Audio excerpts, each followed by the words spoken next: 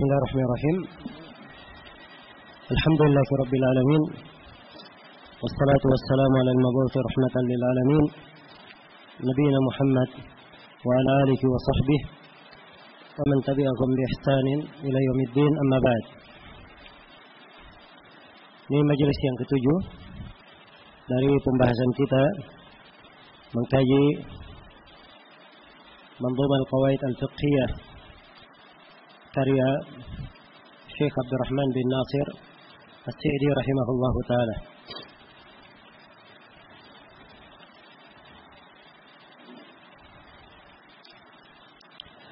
Baik, sebelum saya melanjutkan pembahasan cabang kaidah untuk al-masyaqqah tajlibu at-taysir atau at-ta'sir sababun lit-taysir, sebelum saya baca kaidah yang ke-6 dan ke-7 serta kaidah yang ke-8, masih berkaitan dengan masalah ar-rukhsah, keringanan. Keringanan itu dari sisi tingkatan hukumnya bermacam-macam. Yang pertama ada yang keringanan sifatnya wajib dikerjakan. Ada keringanan yang sifatnya wajib dikerjakan. Ini seperti memakan bangkai bagi orang yang terdesak untuk makan. Ya, seperti orang yang berpuasa, kalau dia tetap berpuasa pasti akan membinasakan dirinya. Ya. Kalau dia yakin tetap berpuasa membinasakan dirinya, maka ini dia wajib mengambil keringanan untuk berbuka. Karena itu Nabi SAW bersabda, "Laisa minal bir as-siyamu fis safar." Bukan dari kebaikan berpuasa di perjalanan. Dan di perjalanan ketiga Fathu Mekah, ada sebagian sahabat yang berpuasa, maka Nabi mengatakan, "Ulaika humul usah." Mereka itu adalah orang-orang yang bermaksiat. Jadi ada dari keringanan wajib untuk diambil keringanan tersebut. Kemudian yang kedua, dari keringanan ada yang disunnahkan untuk mengambil keringanan. Contohnya seperti mengqasar salat dalam safar, atau berbuka bagi orang yang berat kalau dia berpuasa. Ya. Dan seperti melihat kepada perempuan yang akan dipinang, atau hal-hal yang disunnahkan. Kecuali dalam masalah mengqasar, itu ada silang pendapat ya, tentang masalah wajib atau sunnahnya. Kemudian yang ketiga, dari keringanan itu ada yang sifatnya mubah, dibolehkan. Seperti as-salam, araya. Ini dari pembahasan mubah. Sebab transaksi dengan cara salam, dia mendahulukan duit di depan untuk menerima barang di masa mendatang. Ini sifatnya masuk ke dalam hal yang dibolehkan. Keringanan tapi sifatnya dibolehkan.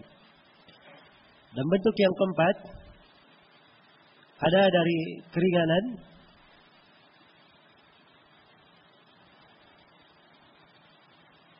yang mana pada keringanan tersebut yang lebih bagusnya kalau dia kerjakan. Ya, seperti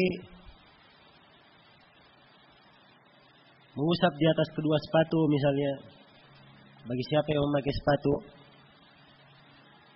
Ya. Seperti membeli air. Kalau memang tidak ada air lagi yang lain, dia pakai berwudu kecuali air yang dijual dengan harga yang tinggi. Ya, itu sebaiknya dia beli. Tapi kalau dikatakan harus dibeli, tidak. Sebab ini sebenarnya sudah di luar dari apa?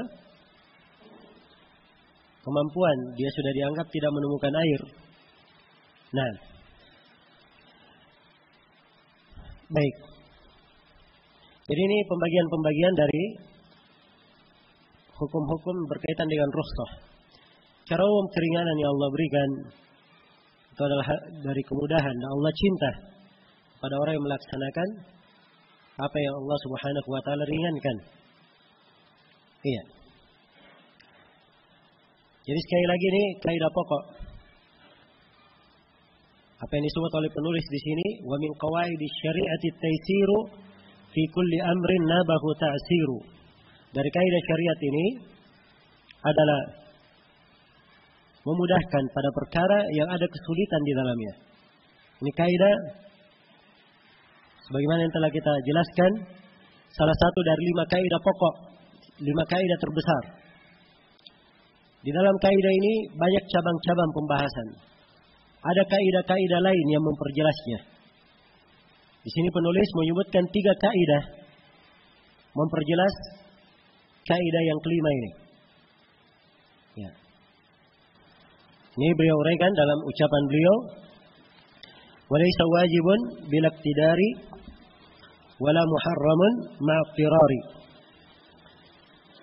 Tidak ada kewajiban, tidak ada hal yang dikatakan wajib kalau seorang tidak memiliki kemampuan.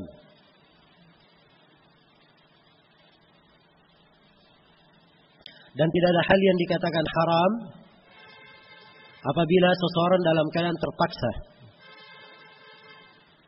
dalam keadaan darurat. Ini satu bait syair ini terdapat di dalamnya 2 kaidah. Itu kaidah yang ke-6 dan kaidah yang ke-7. Kaidah yang ke-6 kewajiban berdasarkan kemampuan. Iya. Kewajiban itu berdasarkan apa? Berdasarkan kemampuan.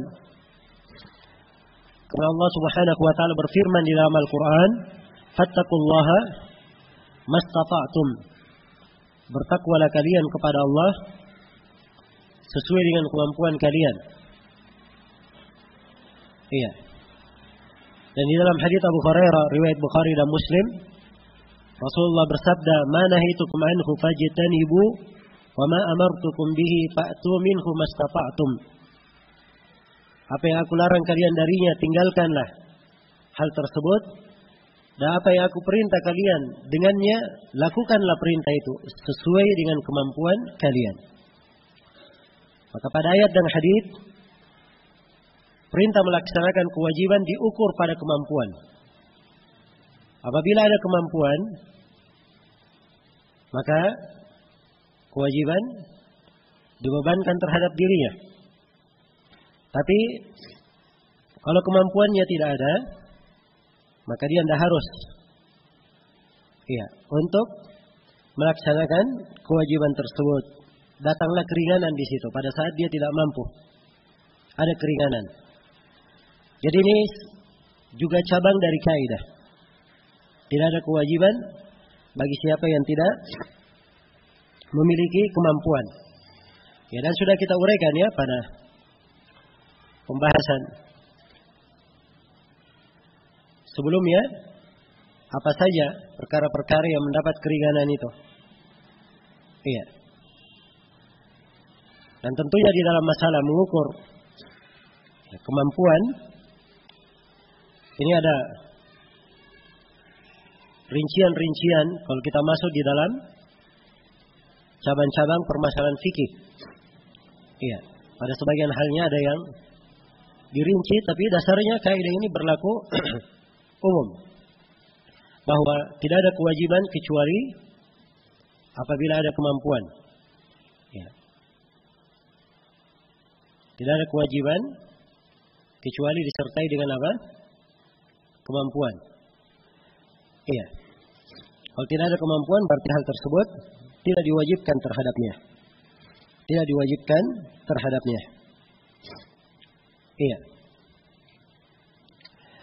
Baik. Kewajiban itu secara umum terbagi 2 bentuk dari kewajiban.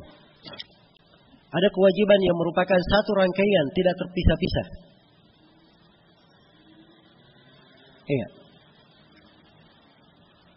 Satu rangkaian tidak terpisah. Maka yang seperti ini kalau dia tidak mampu melakukan sebagiannya, gugur sebagian yang lainnya. Iya. Baik. Seperti misalnya kewajiban mengeluarkan zakat. Kalau tidak terpenuhi nisabnya, maka dia tidak wajib mengeluarkan. Misalnya di zakat fitri dia mengeluarkan 1 sa'. Ya. Dia punya kelebihan 1 sa' atau punya kelebihan setengah sa'. Sini tidak wajib dia keluarkan, sebab yang wajib kalau dia punya kelebihan apa? 1 sa' yang wajib. Kalau dia punya kelebihan setengah sa' saja tidak wajib. Maka tidak wajib dikatakan dia keluarkan setengahnya yang mampu dia lakukan. Iya. Sebab ini ibadah terangkai hanya satu kesatuan, tidak terpisah. Berbeda dengan kewajiban yang kedua. Ada kewajiban yang sifatnya bisa terpisah, tidak terikat dengan sebagian yang lain. Contoh menutup aurat. Aurat laki-laki dari lutut sampai ke pusar. Iya. Kalau misalnya dia tidak punya kain menutup, kecuali hanya untuk aurat besarnya, maka itu saja yang dia tutup. Tidak dikatakan kalau dia punya kain hanya bisa menutup aurat besarnya, gugur kewajiban menutup aurat semuanya, tidak. Tapi dia tutup sesuai dengan apa? Kemampuan. Baik, sebenarnya ini pembahasan ini akan datang lagi ya. Kaidah disebut oleh Syekh nanti. Pada ucapan beliau, wa yuf'alul ba'du minal ma'muri in syaqqa fi'lu sa'iril ma'muri. Akan kita terangkan lebih lanjut pada tempatnya. Baik, saya berpindah sekarang kepada kaidah yang ke-7. Di ucapan penulis wala muharramun ma'tirari. Hal darurat itu memperbolehkan perkara terlarang. Ya, tidak ada hal yang diharamkan apabila di kondisi darurat. Ini kaidah yang dikenal dan masyhur di kalangan ahli fikih dengan penyebutan ad-darurat tubihul mahdhurat.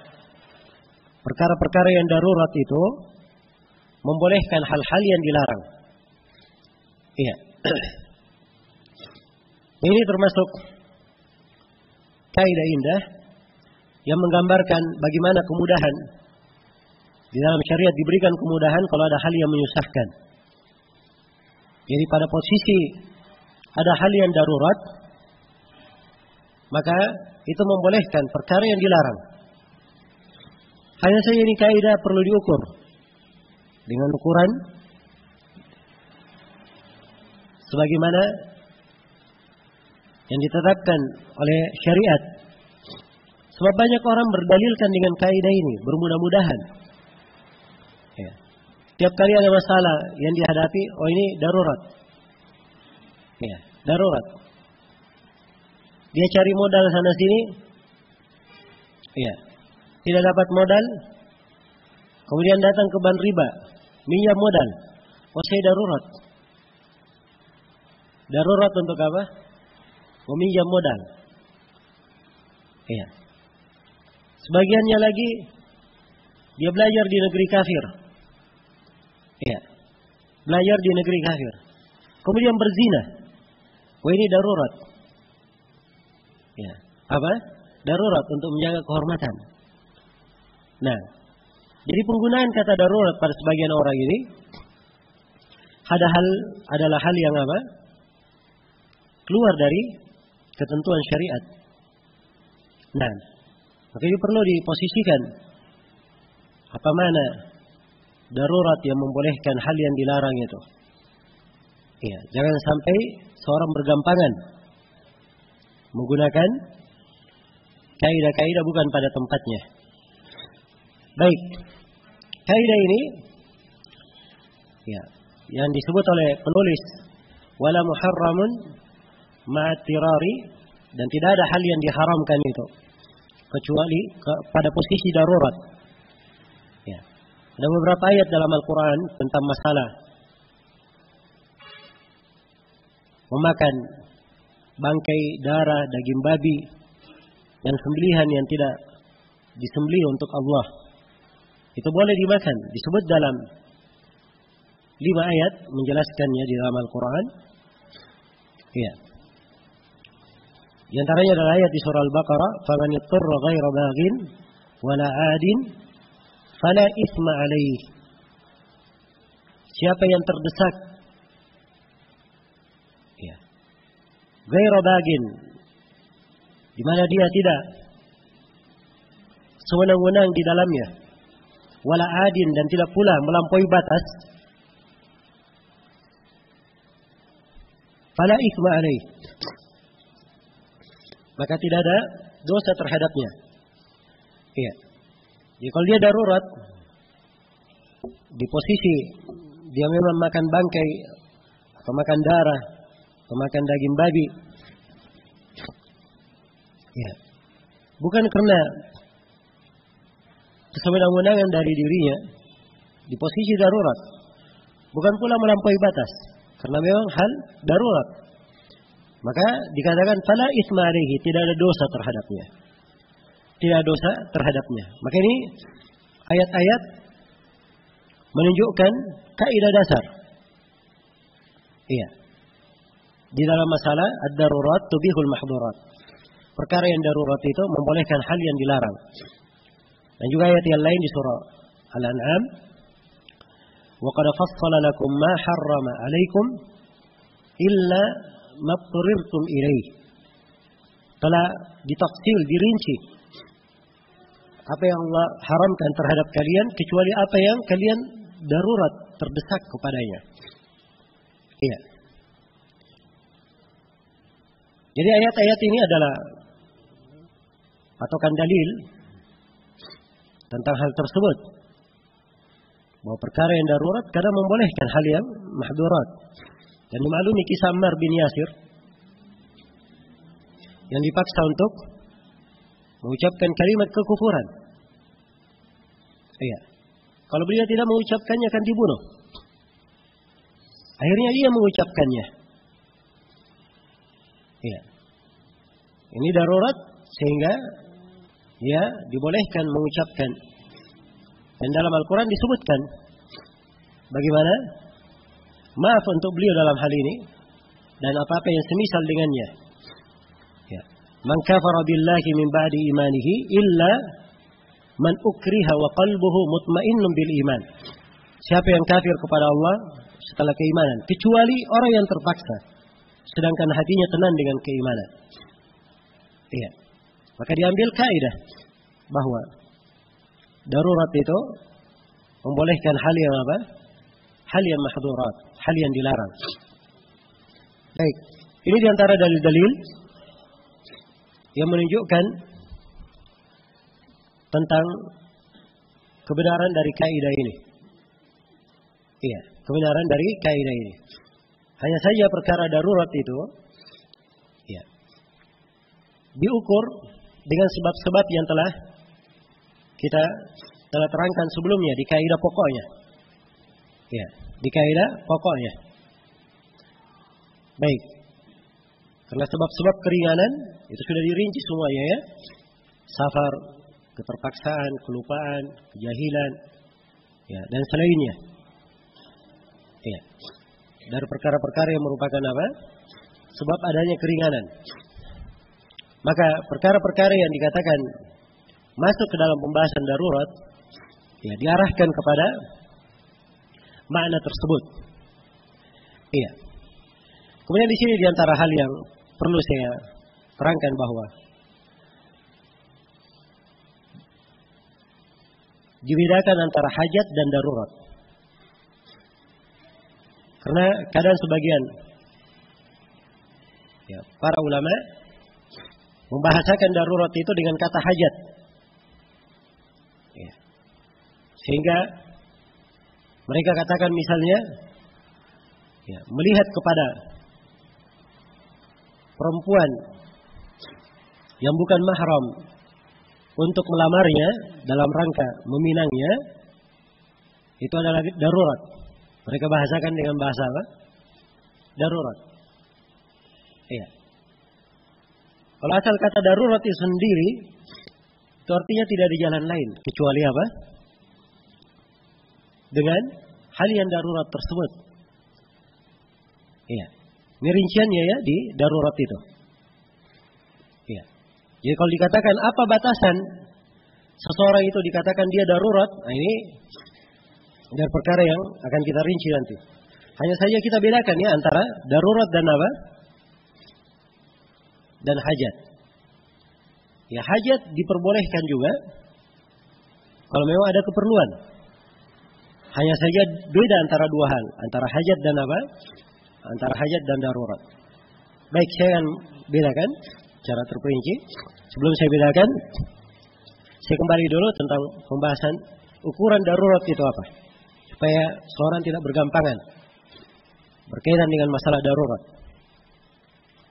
Iya. Ukuran darurat itu yang pertama. Iya. Dia dihadapkan kepada suatu hal yang mendesaknya, yang dikhawatirkan menghilangkan jiwanya atau menghilangkan bagian dari anggota tubuhnya. Ini ukuran yang pertama. Yang kedua, ukuran yang darurat tidak ada jalan lain untuk menolak darurat itu. Iya, kecuali melakukan hal yang diharamkan itu. Baik, ini ukuran yang kedua.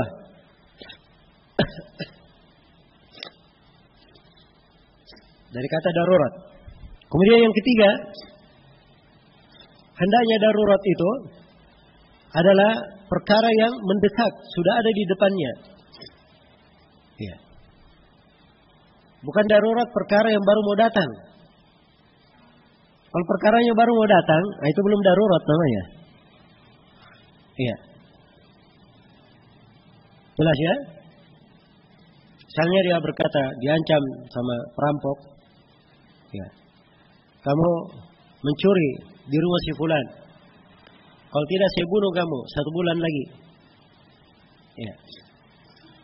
1 bulan lagi masih jauh, 1 bulan lagi. Ya. Jelas ya? Sini belum darurat namanya. Baik, jelas sampai sini? Kemudian yang ketiga, dari syarat darurat, hendaknya orang yang darurat itu tidak menyelisihi dasar-dasar syariat Islam yang merupakan pondasi dasar Islam. Iya. Jelas ya? Ya, seperti kalau dia berkata darurat, ya, dia melakukannya tapi akibatnya melayangkan nyawa manusia yang banyak, itu bukan darurat namanya. Iya. Seorang dikatakan kepadanya, kamu bunuh 2 orang itu. Kalau tidak saya bunuh kamu. Iya. Maka di sini bukan darurat namanya. Sebab dia melayangkan jiwa 2 orang, itu lebih banyak bahayanya daripada apa? Melayangkan jiwanya sendiri. Kan begitu. Ini dipertimbangkan mafsadat juga tadi ya. Iya. Hanya saya kalau misalnya saya beri contoh, ya, dia dipaksa untuk membunuh banyak orang guna menyelamatkan jiwanya. Ini menyelisihi dasar pokok dari syariat kita. Iya. Maka ini tidak diperbolehkan. Kemudian syarat yang kelima dari darurat itu, kalau dia lakukan, dia ambil kadar tersedikitnya. Kadar tersedikitnya. Ini akan datang nanti insyaallah di kaidah berikutnya. Tapi tidak ada masalah kita sebutkan di sini. Baik, jadi itu 5 ukuran dalam mengukur darurat. Iya. Dan tentunya ada kondisi-kondisi darurat itu berkaitan dengan kemaslahatan umum, ada kaitannya dengan kebijaksanaan pemerintah, itu timbangannya di masalah lain. Misalnya kalau pemerintah memandang menetapkan harga karena para pedagang menaikkan harga yang sangat tinggi, ya, sepakat mereka menaikkan harga yang tinggi, merusak pasaran, yang menyebabkan orang-orang yang tidak mampu kesulitan, maka pemerintah boleh menetapkan harga yang layak, menjadi rahmat bagi konsumen dan kebaikan bagi para pedagang. Iya. Hal yang seperti ini darurat namanya, walaupun menetapkan harga itu tidak diperbolehkan. Ya. Tidak diperbolehkan. Nah, Rasulullah bersabda, "Innallaha huwal musa'ir." Dialah Allah yang Maha menetapkan harga. Baik. Hanya saja di sini berkaitan dengan adanya darurat diperbolehkan. Iya. Jadi ini batasan apa yang dikatakan apa? Darurat tersebut. Iya. Apa yang dikatakan darurat. Jadi kalau kita perhatikan kaidah-kaidah ini yang disebut oleh para ulama, semuanya ada aturan-aturan dan ketentuan-ketentuannya. Bukan perkara yang dibuka bebas. Setiap orang memahaminya dengan pemahamannya sendiri. Tapi dia adalah kaidah berlaku sesuai dengan ketentuan-ketentuannya. Baik. Sini saya ingin terangkan bahwa ada perbedaan antara hajat dan apa? Darurat. Perbedaan antara hajat dan darurat. Sebelum saya bedakan antara hajat dan darurat, perlu saya terangkan bahwa kadang ada sebagian hal yang dilarang, itu dibolehkan karena ada hajat, ada keperluan. Dan ini bagian dari kaidah al-masyaqqa tajlibu at-taysir. Iya. Karena itu ada kaidah di kalangan para ulama al-haja tunazzalu manzilat ad-darurah. Bahwa hajat itu kedudukannya didudukkan sama dengan kedudukan darurat. Iya. Baik. Kalau darurat tadi sudah kita terangkan ya, suatu hal yang tidak bisa ditolak kecuali dengan melakukan hal itu. Itu darurat. Ya. Tapi kalau hajat ini dia tidak sampai ke taraf itu. Sangat memberatkan kalau apa? Kalau tidak diperbolehkan. Nah, itu hajat namanya. Iya. Karena itu di dalam Al-Quran dibolehkan sewa menyewa, mengupah. Karena memang manusia punya hajat untuk hal itu. Ya. Dia punya banyak proyek, banyak pekerjaan ingin dia lakukan. Kalau dia pakai tenaganya sendiri, tidak mampu. Ya. Maka dia perlu memakai tenaga orang lain. Nah, ini hajat namanya. Ini namanya hajat. Karena itu dibolehkan ijarah di dalam Al-Quran. Iya. Ya abati ista'jirhu inna khaira man ista'jarta al-qawiyul amin. Wahai ayahku, ya. Ambillah upah dari Nabi Musa itu. Sungguhnya sebaik-baik orang yang kau ambil upah darinya, ya. Bikin akad kemudian kamu beri upah padanya adalah orang yang kuat lagi terpercaya. Dan di dalam Al-Quran dibolehkan adanya al-ju'alah. Iya. Hadiah diberikan pemberian untuk siapa yang melakukan sebuah pekerjaan. Itu di surah Yusuf, waliman ja'a bihi himlu ba'irin wa ana bihi za'im. Ana bihi za'im di situ artinya dia menjamin. Iya. Akan diberi sepikul satu hewan yang memikul makanan kalau didapatkan orang yang mencuri itu. Iya. Maka ini hajat dibolehkan. Demikian pula di dalam hadits-hadits Rasulullah sallallahu alaihi wasallam, ya. Dibolehkan sejumlah perkara karena ada hajat. Ada hajat. Nah, dibolehkan as-salam, dibolehkan araya. Ya. Karena memang manusia ada hajat di dalamnya. Dan ini tidak sampai darurat. Ya. Seorang yang membeli korma, kalau dia tidak makan korma basah, tidak mati dia kalau dia makan korma basah. Kan begitu? Ya. Tapi dibolehkan oleh syariat. Nah, seorang yang akan melamar perempuan, ya, dibolehkan dia menadhar kepada perempuan itu. Melihat kepada perempuan sebelum dia nikahi. Ini pembolehan. Kalau dikatakan darurat tidak. Ya. Mati dia kalau tidak nazar? Jawabannya tidak. Ini kan tidak mungkin terlaksana kalau tidak nazar. Juga jawabannya tidak. Tapi kenapa dibolehkan? Ini kedudukan hajat namanya. Karena ada hajat. Jelas ya? Baik. Demikian pula di dalam hadits riwayat Muslim dari Ummu Kulthum bin Uqbah. Ya. Beliau berkata, "Lam asma an-nabiy sallallahu alaihi wasallam yurakhis fi syai'in min al-kadhib mimma taquluhu an-nas atau mimma taqawwala an-nas illa fil harbi wal islahi bainan nas wa hadits al-mar'a zawjaha." Kata Ummu Kulthum, saya tidak mendengar Nabi sallallahu alaihi wasallam memberikan keringanan dalam berdusta itu. Sama sekali tidak ada keringanan kecuali pada peperangan. Ya. Mendamaikan antara manusia. Dan pembicaraan perempuan kepada suaminya. Walaupun yang terakhir ini mudraj ya dari ucapan Az-Zuhri. Ayat saya di sini ya, dusta tidak diperbolehkan. Ini hukum dasar. Ya. Tapi ternyata kedustaan dibolehkan di peperangan. Bahkan Nabi berkata, "Al-harbu khuda'ah." Peperangan itu tipu daya. Tipu daya. Jelas ya? Ini dimaklumi di dalam peperangan. Ya, seperti Ali bin Abi Thalib radhiyallahu taala anhu, ya, beliau menghadapi seorang dari musuh di dalam mubarazah. Ya, dan dimaklumi di kebiasaan orang-orang Arab di dalam peperangan. Jadi sebelum ya, perang besarnya tampil dulu dari pasukan wakilnya masing-masing, duel. Ya. Maka Ali bin Abi Thalib maju ke depan menantang duel dari pasukan kafir. Kemudian maju satu orang dari kafir ini. Dia sudah cabut pedangnya. Ali bin Abi Thalib masih menyarungkan pedangnya. Dia berkata dengan tenangnya, "Saya berdiri di sini bukan menghadapi dua orang." Ya, maka si musuh ini mengira bahwa Ali bin Abi Thalib bahwa ada orang yang ikut bersamanya.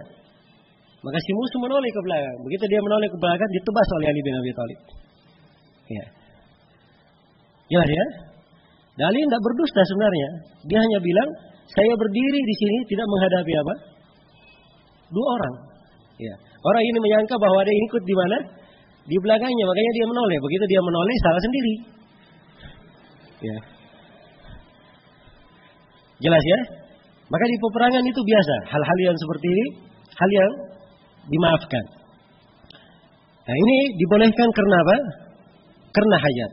Kalau begitu, ini beberapa dalil tentang adanya hajat itu, dan karena perkara adanya hajat ini, adanya pembolehan dalam syariat. Karena itu, secara global membedakan antara darurat dan hajat pada 4 sisi. Kita membedakannya. Sisi yang pertama,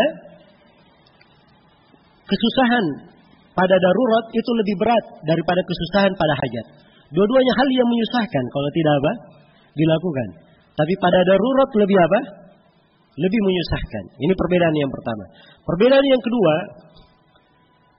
darurat itu ya, membolehkan hal yang diharamkan, pengharamannya sifatnya haram lidatihi, pada zatnya.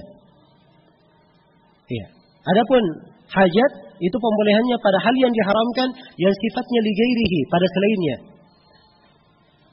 Karena dimaklum ya, pengharaman itu dua macam. Ada yang membagi 3 sebenarnya. Ya, tapi kita di sini hanya ingin menyebutkan 2 hal dari pengharaman. Ada haram lidatihi dan ada haram ligairihi. Dia haram pada zatnya. Ya. Haramnya zina pada zatnya. Zina itu memang haram, tidak diperbolehkan. Ya. Haramnya bangkai itu pada zatnya. Haramnya darah pada zatnya. Jelas ya? Tapi haramnya melihat kepada perempuan itu haram li ghairihi. Kenapa? Sebab melihat kepada perempuan bisa mengantar kepada zina. Jadi dia haram li ghairihi namanya. Karena itu, begitu melihat kepada perempuan adalah haram, maka dia dibolehkan karena ada hajat. Untuk hajat nazar dibolehkan. Untuk hajat pengobatan dibolehkan. Jelas ya? Dibolehkan. Ya. Baik. Jadi ini perbedaan yang kedua. Karena itu dari orang yang mempelajari fikih, ya, dia harus pandai membedakan bahwa hal yang diharamkan itu 2 macam. Nah, dia kenal haram saja, satu saja, haram, cuma satu dia kenal. Ya, dan ini yang memberikan ketimpangan pada sebagian orang di dalam memahami ucapan-ucapan para ulama. Ya. Baik. Iya. Seperti sebagian orang memahami ucapan sebagian dari guru-guru kita, pembahasan tentang yayasan. Ya.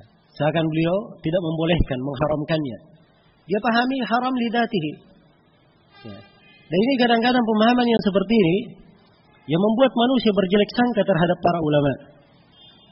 Ya. Membuat manusia berjelek sangka terhadap para ulama. Karena itu sudah ada sebagian yang mengatakan bahwa Syekh Rabi itu pelin-pelan dalam masalah yayasan. Kadang dia bolehkan, kadang dia tidak bolehkan. Ada yang membahasakan fatwa terakhirnya tidak boleh. Ya.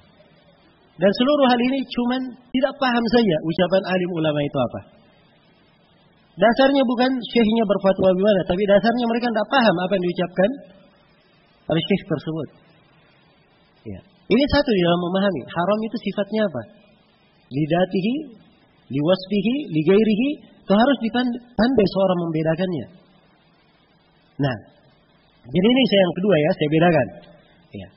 Perbedaan antara darurat dan hajat. Hanya saja saya beri contoh dalam masalah pengharaman ini, sebab ini dari fikih yang kadang tidak semua orang pandai memahaminya. Iya.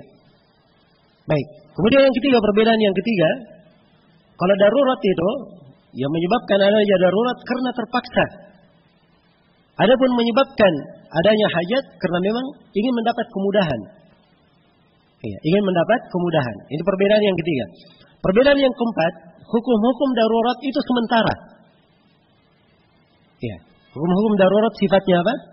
Sementara. Karena itu makan bangkit sementara, sekadar daruratnya saja. Berbeda dengan hajat, hukumnya tetap.